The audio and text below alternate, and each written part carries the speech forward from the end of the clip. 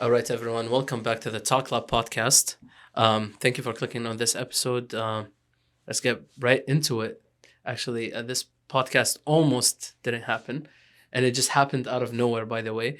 So I think it's just the universe wanting this podcast to happen. We have him back in person, Mohamad Jandali. Hi, Welcome Ahmed. back. Hi, welcome. It's a pleasure being here today. Given the fact that I'm only here for a few days and you're traveling Exactly. tomorrow, so it was. I didn't think it's gonna happen, so it's good. It's good to be here. Exactly. And because it should be a golden episode. And we have to recreate one of our golden episodes. We've got Nabil Rustom. How are you doing, brother? Hey, I'm Welcome good. back. Yeah, thank you. Again, this episode almost didn't happen. It's because like literally he came here for 6 days, Muhammad, and I'm literally traveling tomorrow the next day. So So I called you today. literally out of I'm like, I nowhere. want to see you, and then you're like, I'm traveling tomorrow. I'm like, okay, let's do it tonight. So, Exactly. So if the universe actually wants this podcast to happen, you should share it and you should watch it till the end because we have a lot to say today.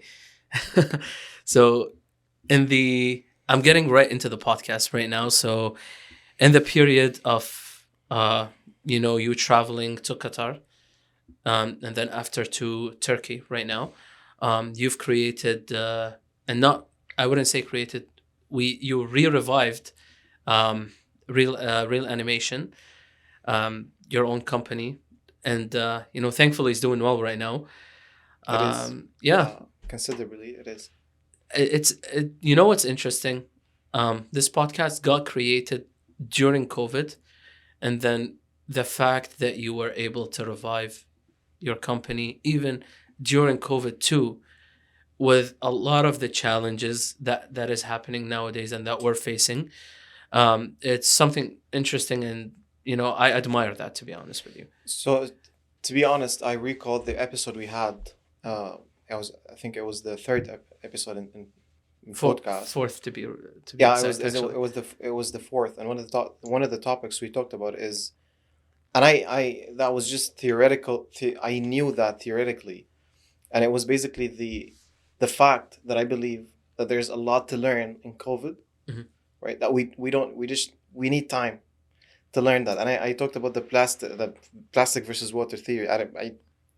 I don't think it's appropriate for me to Restate say it. it again today, but it was all theoretically in there. But Mhm. then when I left to Qatar and we started working there in person, and then didn't work out, and then tried to work with people outside, and then had a team in an office, and then had a team online, and then it was just a lot of we were fighting. We were finding a way to survive it as a business, Okay. and we started to practice these things. And one of the things that we learned, and that's one of the skills that we actually gained, is is working online. So the remote dynamic, right, Exactly. of a team, uh, and I think that this is what made us on the table as a business, Right. and it's good that it happened this year.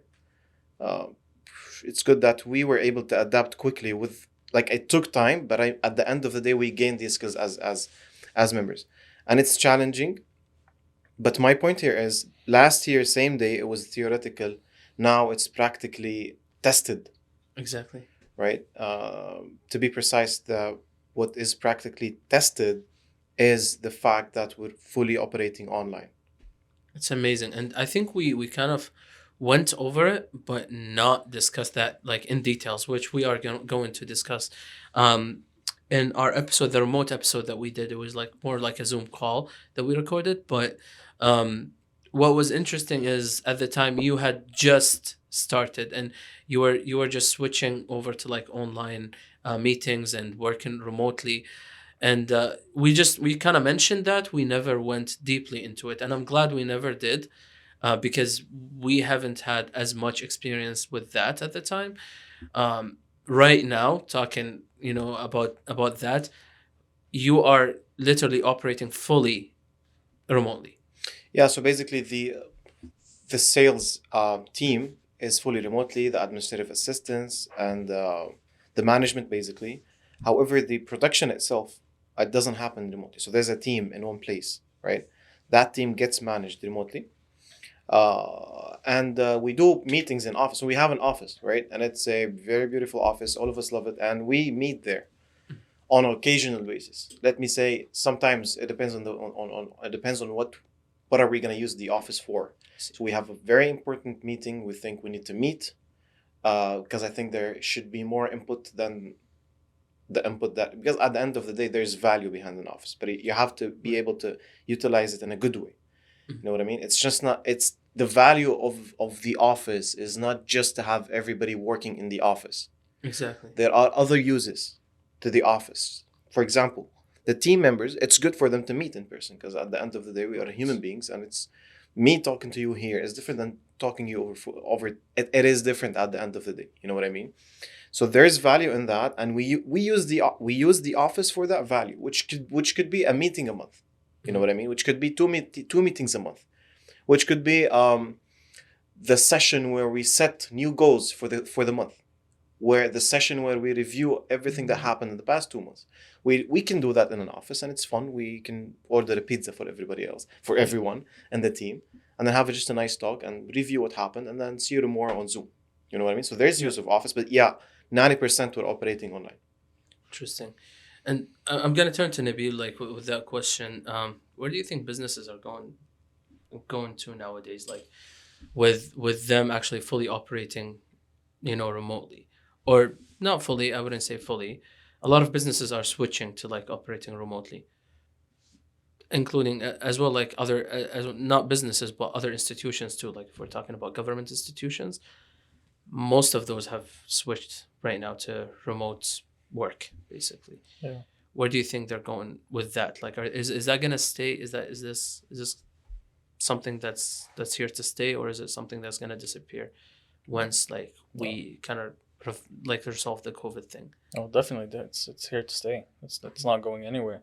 We are. I mean, I would say it's a good and bad thing that we are living through a period where the whole world is changing. It's a it's an opportunity for everyone to be able to study the situation and see the potential of how the world is changing and adapt to it. Like for example, Shopify. During the pandemic, they said nope, offices are a waste of time. We're going fully online. No offices anymore. And now they're fully online. And the benefits of that is that now you unlock potential and talent worldwide. You're not confined to a certain geographical area. It's like we're already living in the metaverse right now. We're not bound by geographical boundaries. I mean, people have been talking about globalization since, I don't know, 90s, 80s. And we didn't see significant implementation of that idea until now. That's true. Now we're really becoming like a single village. We used to hear a lot about the global village. Right. We didn't see that. People had the different governments fight, and we have borders and then tariffs and all these restrictions. But now we truly dissolved those boundaries, and we're like, okay, any talent anywhere in the world can now work towards a common goal, and that's gonna propel the business world tremendously. I believe it's gonna accelerate our innovation and businesses very rapidly. Exactly. I mean, honestly, if you told me like back in 2014, I was a kid. Like if you told me like you're able to work from your home, I'd tell you that you're crazy. Like the idea was there, but it seemed more like a privilege than Plus, something practical. Quality of life increases. Well, arguably for a lot of people, except for the people who are extremely extroverts, but they can have their own outlets somewhere else other than work, because work used to be one outlet. But now for those people who miss spending time with their families, who are not there beside their kids, now they're able to. They can take a 15-minute break and go play with their kids, Definitely. and Yeah, then come back. Quality of life improves tremendously. You cut down on costs. a lot. You might want to get a bigger house because, the big real estate move that we saw during COVID with all the houses, rising and raising in price, was due to people suddenly realizing how small their Their homes. apartments are. Interesting. It's Yeah. like, yeah, I used to sleep in that room. Now I'm spending my whole day in that room from work, and it's psychologically damaging. I've touched it myself. I've realized that I can't sleep, eat, and work in the same room. They have to be separate rooms. I Definitely. mean, doors and rooms have a psychological effect on us anyway. They separate our mental atmosphere. But yeah, I mean, quality of life will improve a lot. Work life balance. It's gonna have a tremendous effect on the health and mental health of all the workers. And talking about that, to be honest with you, I like my honest opinion about that is I think businesses need to realize that this is the new norm. It You is. know, It is. even though I see a lot of businesses getting stuck in that cycle of like, oh, we want to work, we want to make them work remotely, but there is a way back. It's just Mm. just a temporary period for them. Um, to be honest with you, I don't see those businesses are successful businesses because they're not realizing the fact that the big guys already just moved past this point. Because it cuts a lot of the cost. As we were mentioning, like the office is not required anymore, which means that's one thing. Like for a business to not be obligated to rent out these places, that's a lot of costs that are being um, considered. Basically, it puts back a lot of the money back into the Mhm. business. Even for employees, like I don't have to go commute there. My time is way better, like way better right now, like as a person who works online. um like my time is more managed because I know that I don't have to lose half an hour in traffic going back home, for an example, and then going back to another place just to finish something else. Like I know that like the moment I finish, like if I'm finishing by 5 o'clock, I'm finishing by 5 o'clock, done, going somewhere else. Yeah. If you see what I mean. I'm not sure what's your comment on it, Mohammed. It's Yeah. so as you said, it's Mhm. it's just a matter of time for companies to recognize the importance of adapting to that system. However, I kind of disagree with the fact that companies that have offices and that pushes people to work there are not successful companies because it's just another way to handle things. I Mhm. mean, um, what they're missing out for is that people that are qualified are gonna be looking for online jobs, right? True. Yeah. So when you put a term that basically it is in person, you're gonna have different people applying to your job, right? And True. that's because if I'm qualified and I think that you don't deserve the 2 hours spent in traffic, right? Mhm. You as a company, I don't think it's a good investment for my time to be spent there. Where if you now go to LinkedIn and type in remote jobs, sales remote jobs, for example, in Canada, you find 10,000 results that are posted yesterday, right? Remote jobs. Mhm. Meaning, probably I'm gonna be more interested in finding an online job, True. right? Because I believe I don't see the value anymore.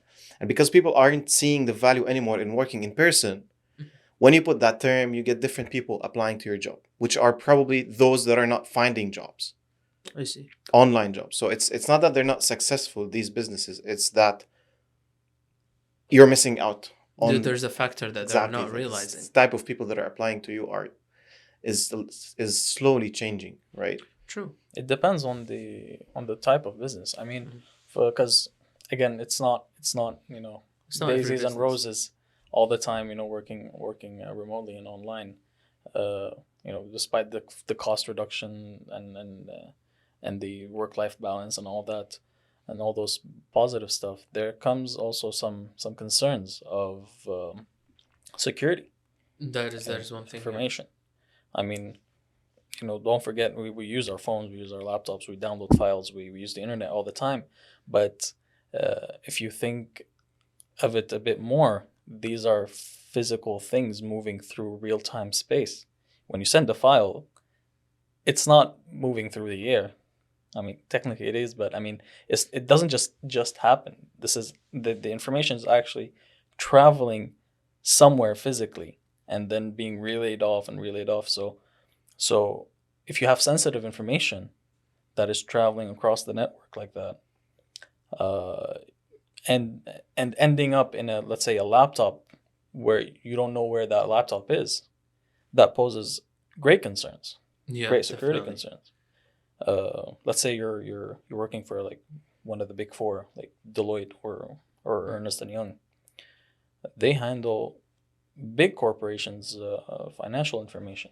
But this actually contradicts with what happened with me just 3 days ago. I was in the bank and I'm like, I need an appointment, right? I'm changing something in the business. I'm closing an account and I'm opening another account, and I need an appointment. I'm going back in a few days, and they're like, yeah, so there's this virtual assistant and he's available tomorrow. He's the only one available tomorrow. I'm like, wait a second, virtual assistant to open a business account? Yeah, Like, what the hell? You know what I mean? And they're like, it's not a Zoom call, it's a call. He's gonna call you. I'm like, he's not gonna even see me. Mm. How can you identify who I am? You know what I mean? Like, you have to see me. You have to see the one That's- reason I meet you, for example. yeah, go for it. That's what happened in my mind. I'm like, wait a second. So the way it happened 2 years ago, I was basically my there was errors that are happening inside me, because if you want to open a business account, probably they have to see your passport. They have to see identifications. You have to sign things. They have to make sure you're a real person and everything, right? How can you do that over phone?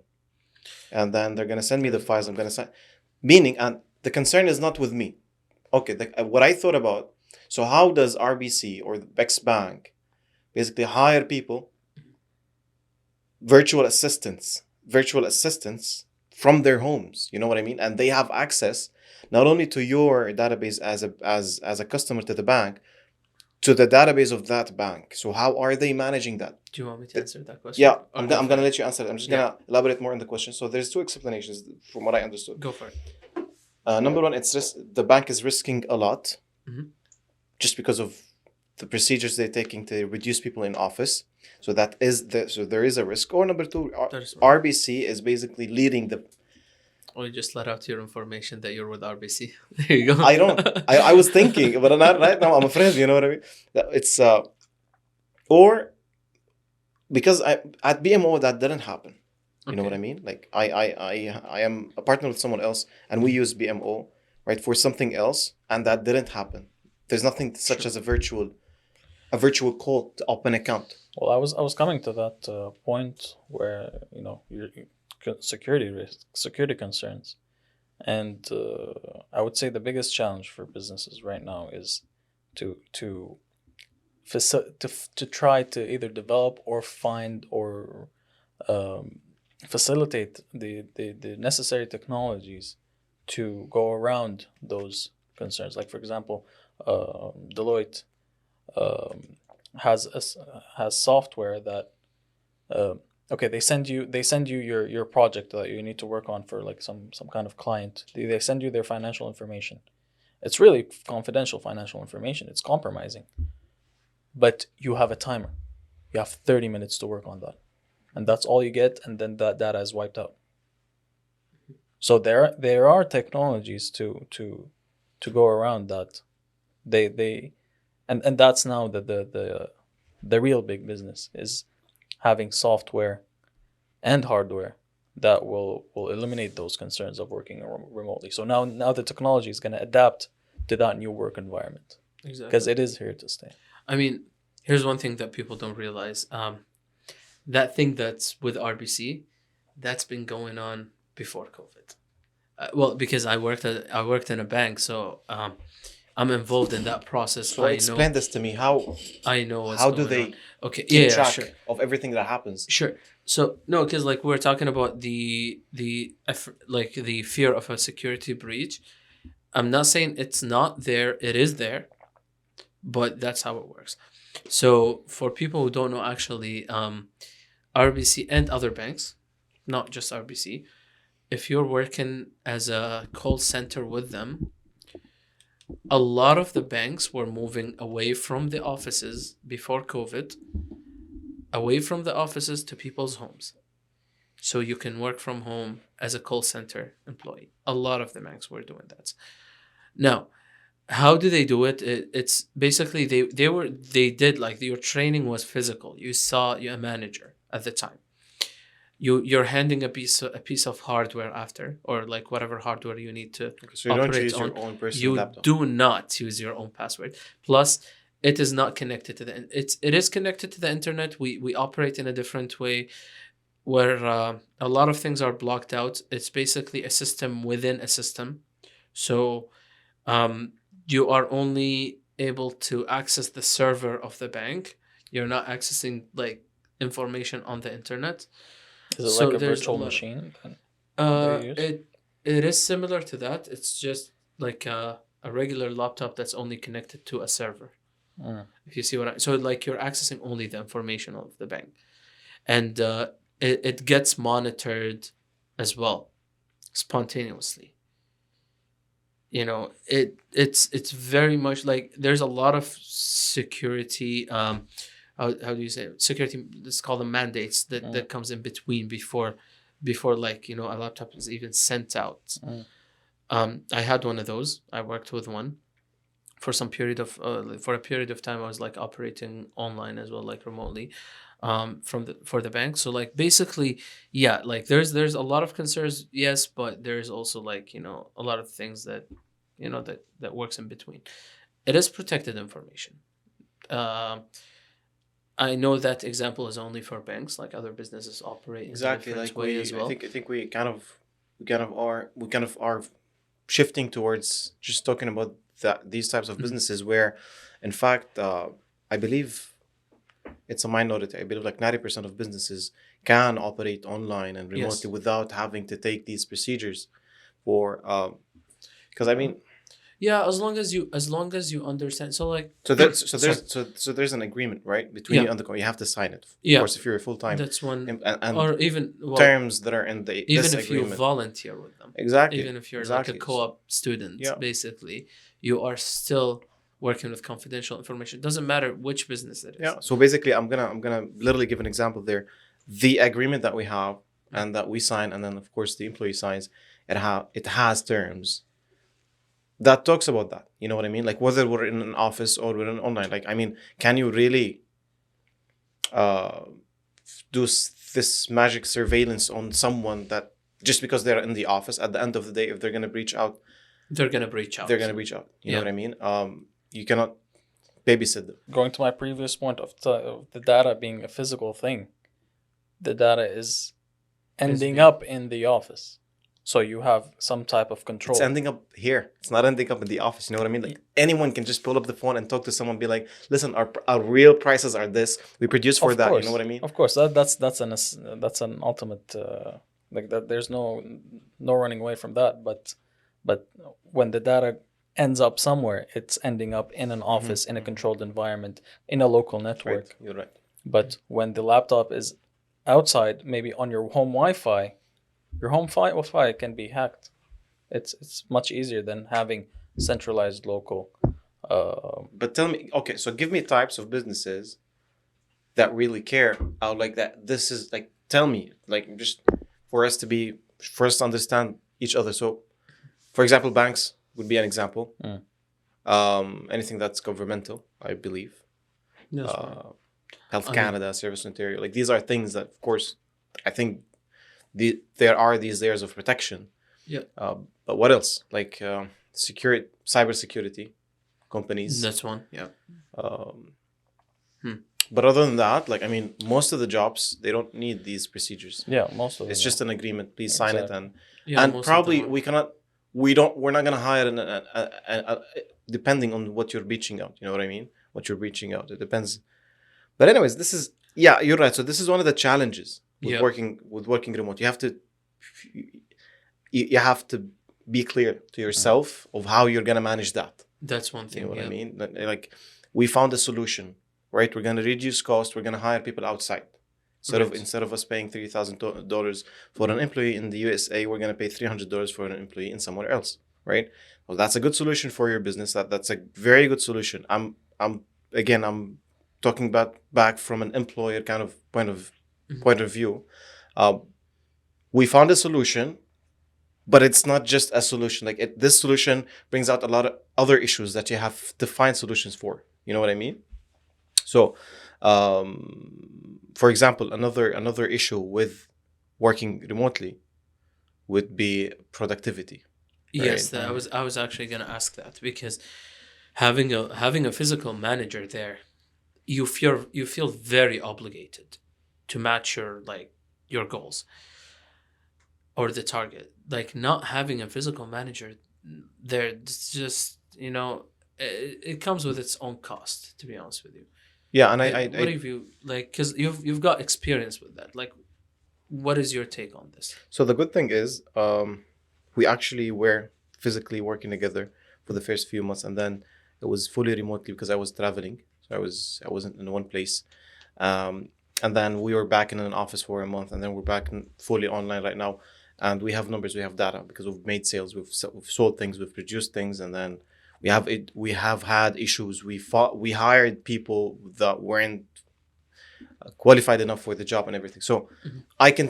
I can speak right now using the data that we have, right?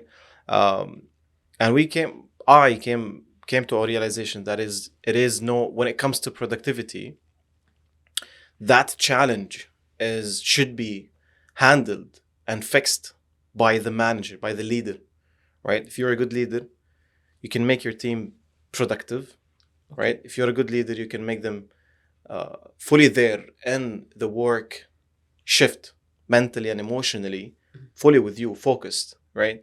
If you're a good leader, and if you're a good leader, there's a lot of question marks that come here, right? What makes a good leader? And what makes a good leader when they're leading an online team, right? And the dialogue for that is just happening right now because we are just living in that era right now, and it's only 2 years, like 2 years, you know what I mean? Not more than that. So you don't find a lot of people talking about that. And organization, for example, I've had a course in university, which is IO psychology, so industrial organizational psychology. It has a lot of theories of how to manage a team, how to lead a team, how to the interview selection process, how to get people on your team, and who are the qualified people, how to basically give feedback, annual base, quarterly base, and on all of these theories did not have anything relating to online. I mean, I'm studying something that's old. You know what I mean? Like Exactly. it is old. It's outdated. Like what the hell? And I paid $1,000 for that course, and I need it back. That's So, the how am I gonna downside of get- university. That's a call to Carlton. Please give him his money back. Yeah. So the challenge was there. Yeah. So I'm learning how a good manager should make the team productive, although they're working 8 hours a day for 5 days a week. But how can I implement that online? Mhm. Right? So I would say that we have had challenges. I think we're going to come to that later on in today's podcast. But the big take is, for example, you have your team has to talk to you. Right. This creates loyalty. So even if you're working online, there has to be a Zoom call. The way we do it is the full working shift, right? So we start 9 a.m., we finish by 5. The entire time we are on one call. All of us are muted, but cameras are open. There's a break. So you leave in the break. You come back after the break. You know what I mean? To that call. If you have a question, you can just unmute yourself or end the chat, ask a question, right? Me or the admin assistant will respond. And that with time, so you're doing nothing. You just have your camera on. So they can see you, you can see them. And then with time, a day, and then a month by month, you guys are going to forget the fact that you're not in one place. Like It when just you becomes normal. like when you see a thing for a long time repeatedly, it becomes your reality. You can't really differentiate.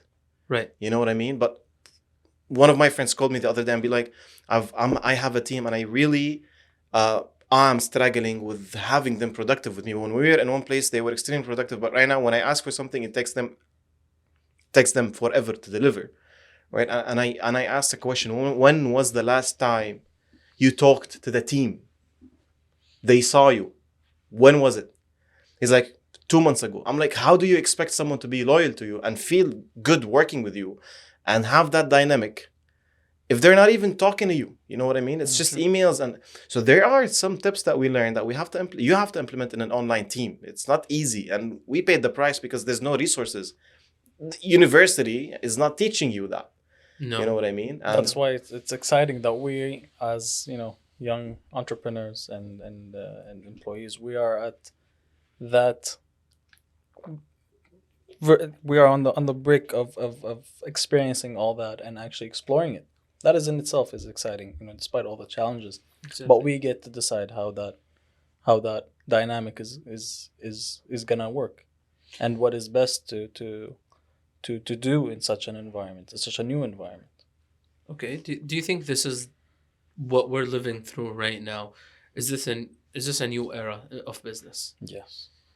Because that's how I look at it. Like, like Muhammad mentioning that that basically universities are kind of failing us because whatever they're teaching us right now does not work with the new world.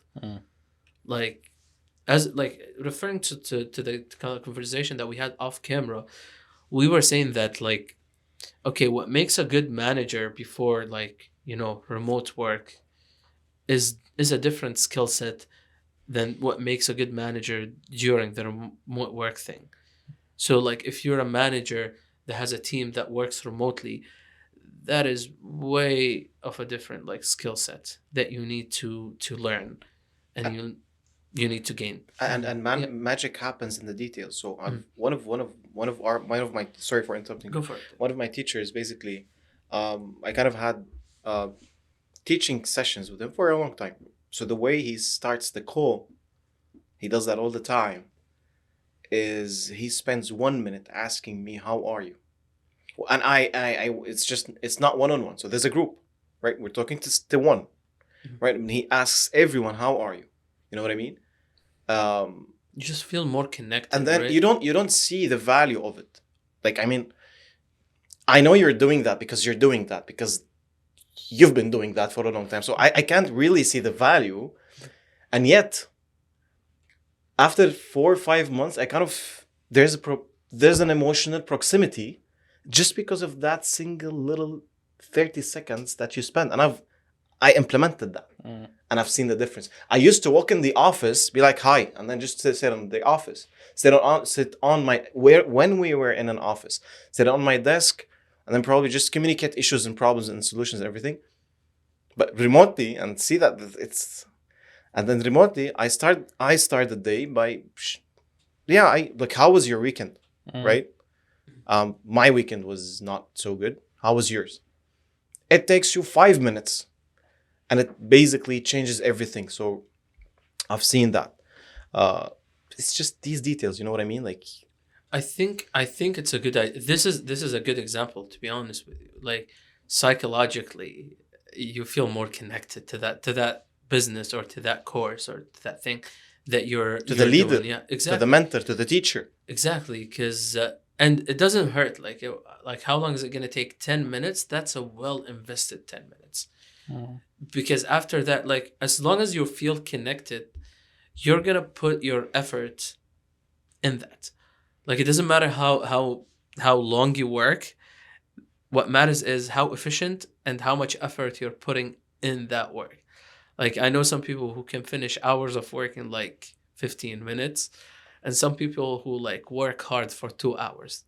There's a question there. Like, we need to be efficient, and we need to produce that work and get it as fast as we can, right? So for a business even to succeed, for an example, like you've gotten the example of your friend actually not being able to communicate with their team, and therefore basically, they take forever to do anything because they don't feel obligated to do that job. Like, they don't feel that job is there anymore. It's just something online that I can do whenever. It became this plan B or C of their life. Exactly. One of the other techniques, also it just came to my mind. So also one of my friends in Qatar. They basically started with me that dynamic. So me and him were exploring at the same time. Basically, one of the issues that he had is like people aren't liking the job, right? So they don't see how they connect. You know what I mean? Although for sales, I have the best sales representative. He has experience and everything. For the administrative assistant, for the accountant, I have the best people. Mhm. But they're not enjoying it. I don't know why. I think there's something wrong. And I'm like, and it's not because I'm an older guy and I'm just advising. It's because I tested that. So I just asked him a question. Do you ask them, like, have you ever asked anyone in your team, right? What do you see? Is there anything that you believe can be changed? Like, have you had that dialogue? You know what I mean? He's like, no. I'm like, why? He's like, I cannot be that open. Mhm. And I'm like, I am exactly like you. So what I did is this. On the CRM we work, we have a complete separate kind of, we call them boards, but let me tell you, workplaces, a complete separate workplace, and it's called issues and remarks. And it's for everyone to fill on a weekly basis. So at the end of your week and the last day, it takes you 1 minute, type in something that you didn't like this week. I'm really talking about tips that take you no time, right? Exactly. But it fix issues that take ages to be fixed. You know what I mean? So just go and type in something. And I have the funniest comments. I had comments that are really funny. Like someone telling me I didn't, what is it? So I had a session with them, just basically giving feedback. And it's funny for someone that is in your team. I don't like to say manager versus employee. It's more kind of a leader and a team member. It's funny for a team member to tell you that I believe that you wasted 2 hours in the session you were giving me feedback. And I had that. And I'm like, when I read it, I literally laughed. And I replied on that CRM that we have, I replied with laughing emojis. I'm like, I'm going to fix that next time. You see that there? It's good. Another comment from someone else, and she was very pissed off of someone else that she was fixing her issues. Like, so because sales probably happen in a team Right. environment. So someone adds the lead, someone prospects, someone sells, someone does the meetings, someone does the account management. So if you're not doing your job very good, someone else is going to cover for you, basically waste the time and lose commission Exactly. as a result. So she's like, can you just please separate us? I'm not able to keep covering her mistakes, right? If it wasn't for that board, I am 100% sure she wouldn't had the courage to come to me and tell me that about someone else in the team. And I didn't necessarily, I'm not an open person when it comes to, I cannot just bring someone and tell them, hey, criticize me. I am not like that. I don't like criticism, right? I I'm don't think anyone extremely would. open. A lot of people wouldn't. To be But a honest. lot of people claim that they do. But in fact, I don't like criticism, especially that I am open to criticism from certain people, and that's it. Yep. So let's find a way where I can get criticism, and yet I don't have to react in the moment, and kind of I can take my time thinking of that. So let's find ways, right? Let's just play around things to be able to get things in order. And that's exactly where you're using technology to find ways around the challenges that working remotely generates. Exactly. It's very, very, very powerful. I liked that being able to work remotely nowadays, it created those mini companies, like, or micro companies. Those are like the very small companies who give you solutions to like a small thing now. And how, like, that's how, like, you become like kind of a bigger company. You know what I mean? We were mentioning basically one example in the car, like, how do you do payrolls, for an example? You've got to use like a specific, company to do payrolls international, right? So that's one thing. Yeah. So exactly. It's interesting for me to see that, if you see what I mean. Yep. So basically, sorry, I had someone waving there, so Yeah, my it's attention totally was fine. taken for a second. I was trying to form a sentence and then it came back. yeah, it's totally fine. So basically, talking about that, so what you were just mentioning, which is the how a small how in today's world you don't need an investment of $100,000 to be able to start a business like it was before. Mhm. You know what I mean? So before, for you to get the certificate from the government to be able to work, that is an investment in itself. Before they allowed you having a business in your home as a business address, you had to have an office, which is still current in some countries. So in Turkey, we weren't able to just open a business. Mhm. Yeah. They're like, where's your office? You know what I mean? So my point is this: you can in today's world, you can basically start a business with $0 investment, especially if you're selling a digital service. Even if you're not, if you're selling a digital service, even if that service sells products, you know what I mean? You don't need investment. You don't need an office. You don't need costs that are. You can use automation, and I would really be interested in talking about that in today's episode: the strength and power of automating a system, and how it basically waives the need to have a bigger team. I see. Meaning less cost again, meaning more efficiency, meaning better results for a small company. That's why right now you can see a small company of 3 to 4, 5 employees right now generating 50, 60, 70K, $1,000 a month With almost like With zero almost- expensive. with almost just 4 team members and a system that is fully automated. Okay. know what I mean? It is interesting to me, to be honest with you, and I feel like COVID has given those people a bigger advantage. And I recall one time you said, like, on the podcast, it was a curse to a lot of people, although it was kind of like a new opening or a blessing to a lot of businesses too. Like, a lot of businesses unfortunately had to close down, but you saw a new shift as well in the business market in general. Yeah, I mean, I don't know, Nabil, do you discuss that? So, because I see, like, in your university, for example, let me say COVID has been there for 2 years. You know what I mean?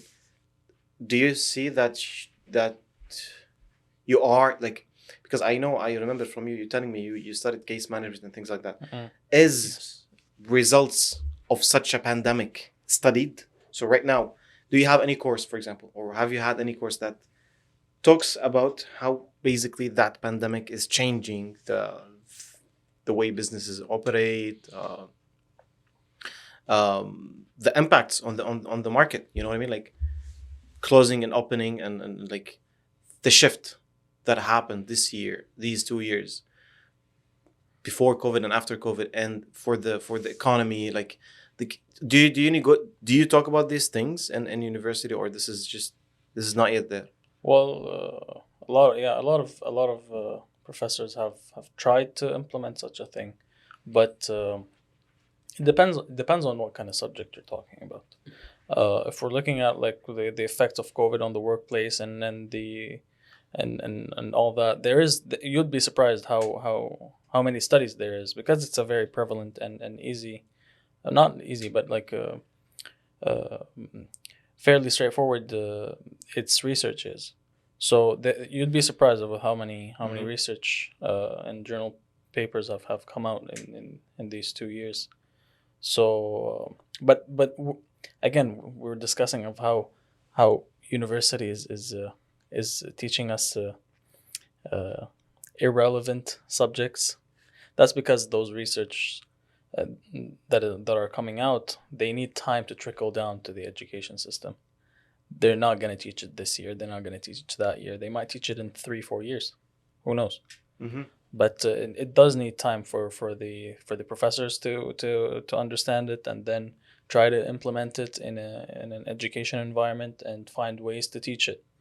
And that takes time. But by the time by the time that happens, and you teach it to someone after 4 or 5 years, the research and the world has moved Way past that. way past that. Yeah. So it keeps itself irrelevant. So I would say that it's up to the business owners and managers to explore that realm. So have you had a manager?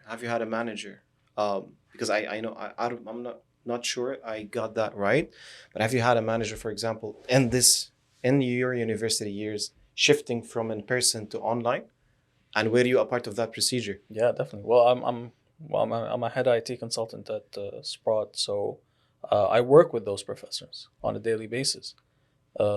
We provide them with the technology and we support it. A lot of professors have moved totally online. They're like, I love staying at home. One professor decided that he's like, I'll still teach, I'll still do everything I used to do, but I grew up on a farm. I want to go back to that farm. I'm gonna work from that farm. Cool.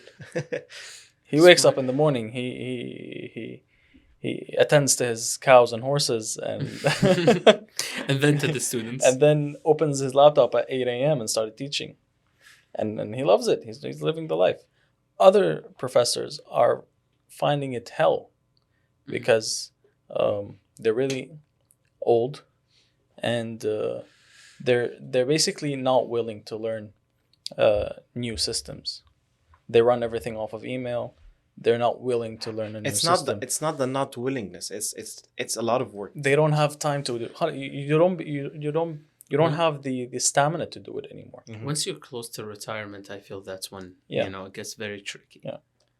But then you'd be surprised with other people where we had this one professor that is like 85, and he has a studio, Yeah. a legit studio to record his lectures. He stands, he writes. He has unlimited amounts of money and funding from the university, but So he gets every single mic he wants. yeah, You yeah. need to He's change like, the mic. he's like, You need to get him for the podcast. We need. But you already have we the new need, I mics. mean, no, we need not him. We need to get the funds from university to fund this podcast. That's You've that's got Nabil. definitely. Nabil, That he prof works with them.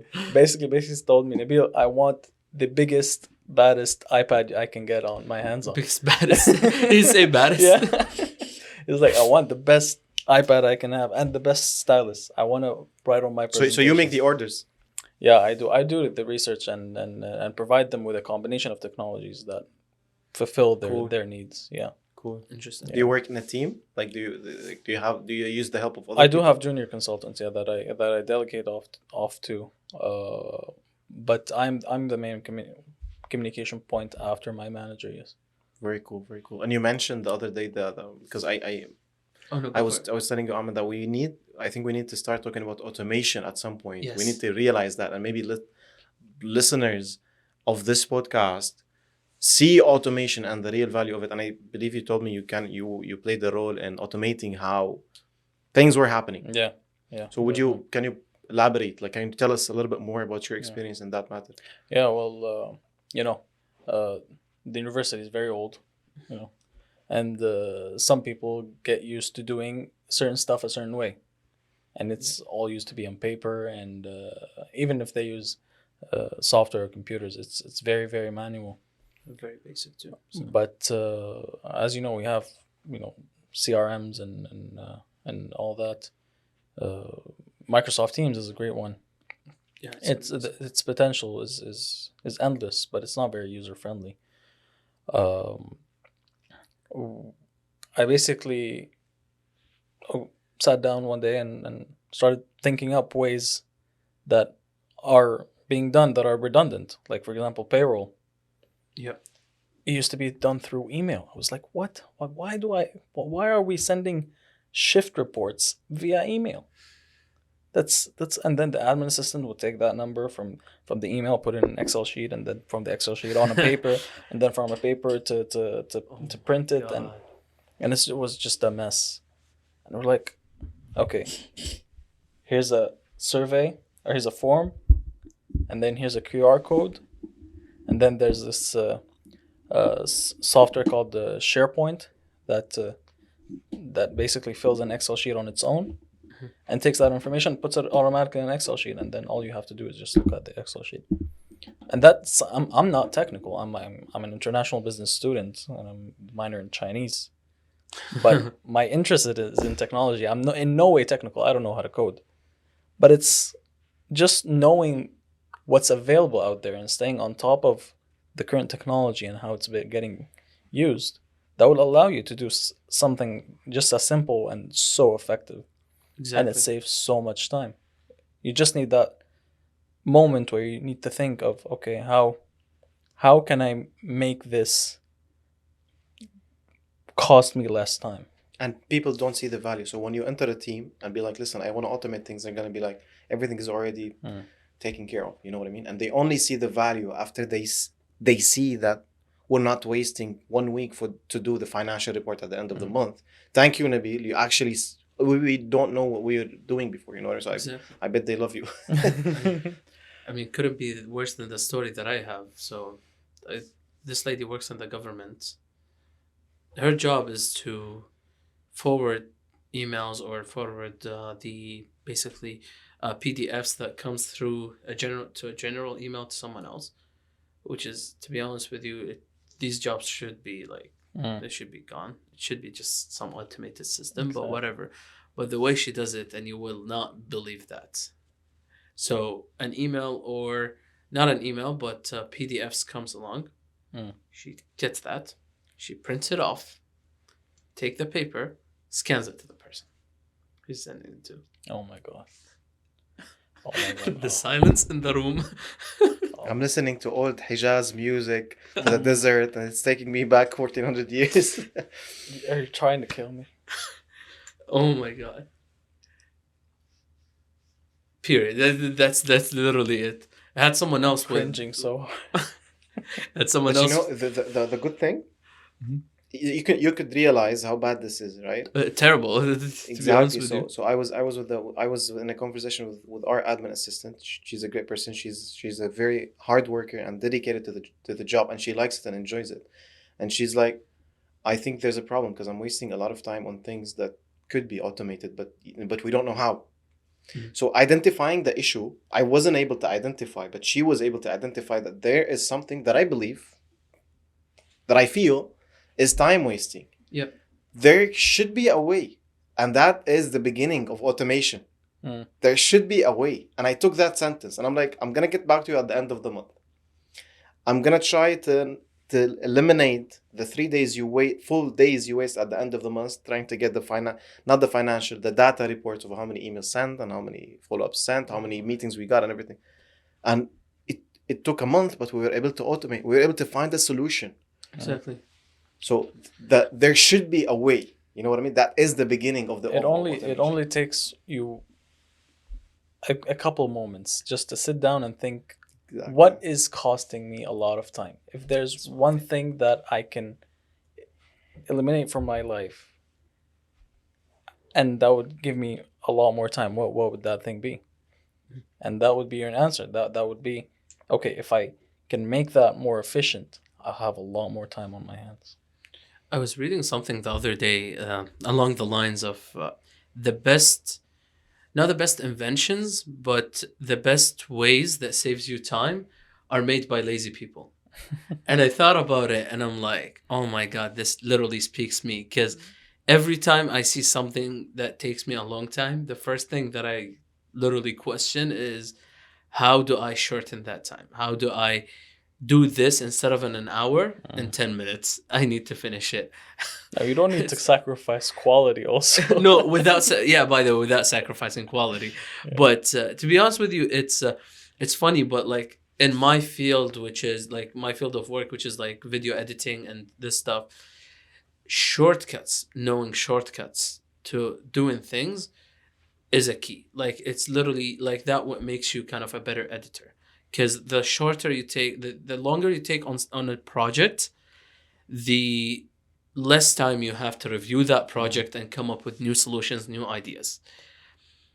I've had like people that like seen me edit and they're like, oh my God, we don't believe that you can edit a podcast in X amount of time. I'm like, yeah, because I'm a lazy person. That's why. Like I found my ways. And you remember, like we had a lot of issues in the beginning of podcasting, but I found ways around like stuff that like I don't have to sit down for like 6 hours to edit this podcast. I can do it in 2. I can do it in an hour and a half and just I'll be done. You know what I mean? Exactly. I've spoken to like people that are just creating their podcast. And they're like, oh my God, I can't believe it took me an hour to put this text in. I'm like, bro, it takes 2 seconds to put the text in. It takes you 5 minutes to edit out the audio, and the rest is just video. What are you talking about? Exactly. It is something. So yeah, lazy people have built new ways to like go around things and save time, basically. Yeah. If they're both lazy, but at the same time They care creative, about- creative. Yeah. And creativity, as like citation to Gary V. Creativity is the ability to connect dots. Yeah, You know what I mean? Just connect an issue with another issue and then another issue and then two solutions, and how all of them make up a scenario that saves you time. Right. So exactly. that's creativity. So if you're lazy, you're not gonna do anything. Probably you're gonna be just sitting home, not doing nothing. But if you're a lazy creative person, then that is who you're talking about. You know what I mean? Exactly. Just a specific type of people. Moving away from that subject a little bit and going back to, like, working remotely. You've seen a lot of advantages from it. Like, what's the biggest disadvantage that you actually? The biggest disadvantage is the companies that we meet. So because the environment of our work is basically to meet businesses, to meet companies, and basically introduce our services to them, right? And then they're interviewing, for example, two members of our company, but each one has a different background. Okay, and if each one has a different background, probably you guys are not in the same office. True. So that the one of the biggest disadvantages is when that appears to the outside. So when it appears, so when companies see that you guys aren't in the same office, okay. But I mean, That's not a good interaction in front of the business. That's not the first, like, as impression in front so of, like, it another was kind of business. Yeah. stressing me out. We were trying to be like, okay, let's try to play around Mhm. so that we seem like we're in an office. So I have a white wall behind me. Please try to find one. Um, I have a I don't know, a watch or something. I have some, like, let us try to make it look like we are in one place, and that was a challenge, but only with time. You learn. I learned that it is what it is, and if Okay. you're not gonna accept our business for what it is, then you're more than welcome to just press that red button there and leave. Leave. Nobody forced you to come. That is what we are, and if you can't see the value of the things that we can see the value, it's understandable, Yeah. right? But I cannot lie to make you be convinced of who I am. We work remotely, and we talk about that on LinkedIn, on our LinkedIn, and we're completely comfortable saying that, and we're actually proud that we're better than you, and that we can operate online, and we can generate income, and we can produce, and we can sell. It's not something that makes you look down upon me. It's Right. something that makes you appreciate me. And once we started becoming, and I've told everyone that, listen, if they ask you where are you, say that you're not in Canada. It is completely fine. I'm not in. Yes, we are a Canadian company, so basically, like, legally and financially, everything we're centered here. But team members aren't. They're not all in Canada, and it's fine to say that. You know what I mean?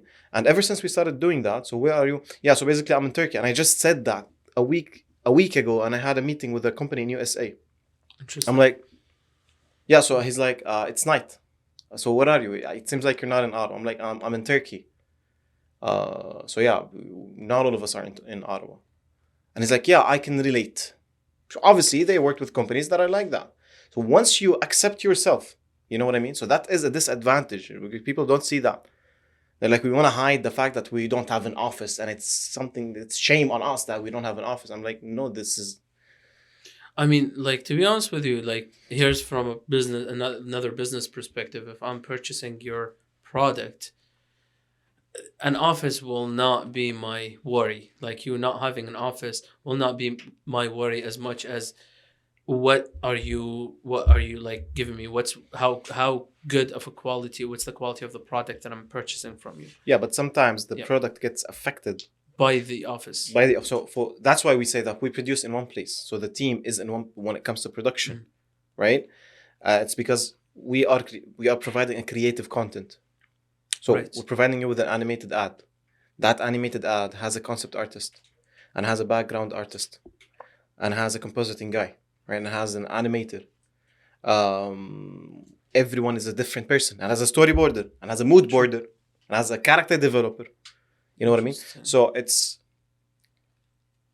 it takes you ages to be able to automate that system with zero issues in the final product. That's why, for such a service, I would say, yeah, I would tell them we produce in one place. They sit together, they review the content together, and I believe it's just a matter of time until even that gets automated. You know, it gets remotely operated. But there are some certain things that you cannot do. Like, I don't know if you can help me out with the type of a product that you cannot produce, or a service that you cannot do on unit remotely. Like think of your business or any business as a supply chain. I mean, you have the factory, then you have the wholesale buyer, and then you have the boat that is going to transport that product to where you want to sell it, and then you have the retail buyer, and then you have the customer, and then you have a secondhand seller. I don't know. So it's a whole supply chain. So the factory people can't make a phone case, Exactly. remotely, and they need to be there operating the machine. So some part of your business is gonna be in person, no matter Exactly. what it is. It could be remotely if one of the supply chain components don't require to be online. But if you are producing something, I think it's inevitable to have a physical component. Like if you're selling cars, for Yeah. example. Yeah. Also, Okay. but for example, if you're producing a song, you know what I mean. Like you can't. It takes a lot of time for someone to produce some elsewhere and then sends you the track, and then it has to happen in a studio.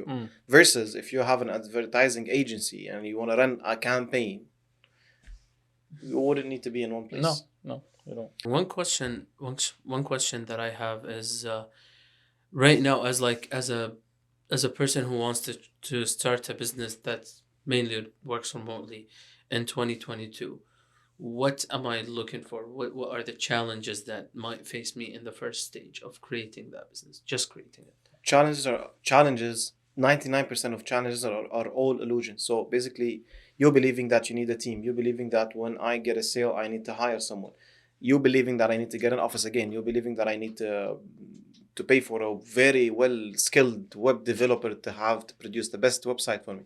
These are all illusions, and they are fake challenges. So once you understand the fact that you yourself and a partner or someone else can be the company, can be the business, depending on what you're selling.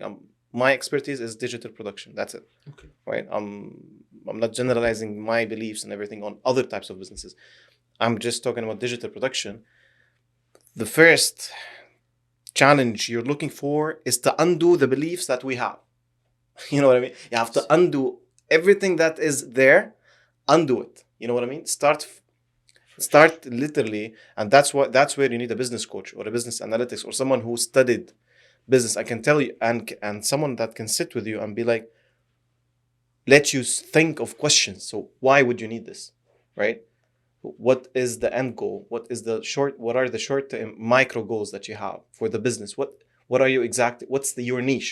I have had that question before animation. We were to produce anything, Right. you know what I mean? And someone asked me, okay, what is the niche? So you're looking. You have to be able to have someone around you that can basically not guide you, but let you think of questions, right? And we were talking, me and Nabeel, about the importance of psychiatric or like what do they do, right? They don't teach you. Yeah. They let you ask. Having like what do you call it? Psychiatrist or what? Mhm. Like Yep. having someone to talk to eventually is like what a psychiatrist does is mainly asking you the question and letting you answer it, because most of the time you talking about it makes you understand it better, and then he might suggest something and asks you, what do you think? So he forces you to think. Basically, he forces you to sit down and be truthful to yourself and ask those questions, and then you'll realize how you're gonna implement them. And it's exactly the same when it comes to business. So the business coach does the exact same thing. He comes to you, looks at you, right? And then he's like, okay, he lets you think of questions. As Nabeel said, he forces you to think. So one of the biggest things you're looking for is you need someone to help you undo beliefs, Exactly. right? I see. You need someone. Because we go in a business and we go in with a specific mindset that 1, 2, 3, or we looked at like a specific business, we tried to copy that, paste it there. Big mistakes, by the way. So yeah, like I agree with you. Like, and also like asking the right questions. That's why you need a professional. You need someone to make you ask the right question. You know what I mean? Like before, I remember before when I was studying photography in the beginning, my coach or like my trainer told me, he's like, you shouldn't go and seek an opinion of a baker on how good your picture is, because he's not gonna give you like, you know, a good, not even a compliment. Like he's not gonna give you an opinion that favors you. It doesn't favor your skill set, because a baker will only know how to bake bakery basically. He doesn't understand your field.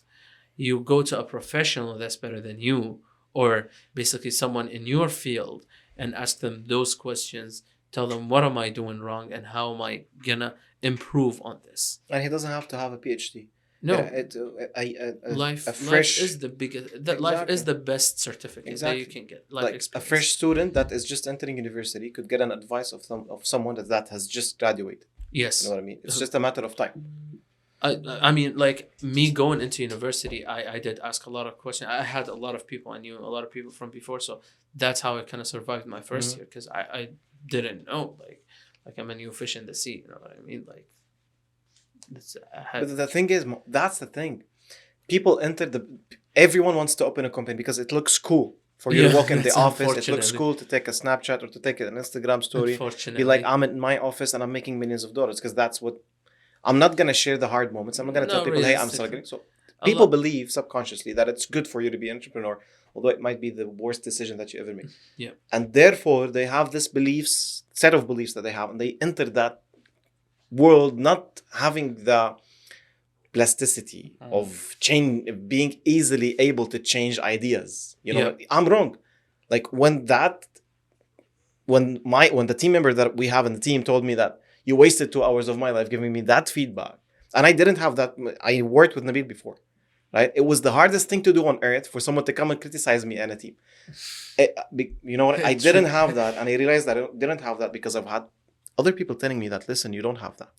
Yeah. Work on it. Work on it. And so when he said that, I'm like, I talked to him the other time, and that 2 hour session literally became 20 minutes, even 15 minutes. It was more valuable. Yeah. Right. you get right Straight to to the the point, practical, no emotions. Listen, that is my feedback. Here's an interesting thing. Elon Musk has implemented in Tesla. He has a strict policy that if you feel that you are getting nothing from a meeting, you should walk out. Don't be in the meeting. If it's on personal belief. If you feel that you're not going to benefit from a meeting, or you are bored, or you think it's a waste of time, just walk out. No judgment, no criticism, nothing. Very good. I love that. I love that. That he said that improved the quality of everything. Interesting. I love that. To be honest with you, I wouldn't end the podcast in a better statement than this. I love that statement. This is the first podcast I think that, you know, we went kind of over the hour, you know, point of the recording time. We already did, believe it or not. Like we were so invested in the conversation. We're just starting. Exactly. I was so glad having you guys here. Thank you so much. I really want to thank you for pleasure talking to you. It's, to be honest with you, it's a golden episode, and you know, thank you nature, I guess. Thank you universe, I guess, and thank God, like it literally happened. I hope we actually do more episodes, but I'm hoping this everybody's is living in a different country now. So I mean, that's how we use it, as we discussed technology. You know, like we use that to our advantage again, and that's basically it. Yep. Thanks for having us. Yeah. Thank you very much again. If you guys have watched this episode till the end, I really want to thank you. I'm hoping this episode brought you a lot of, you know, it favored you and you took a lot of tips from it.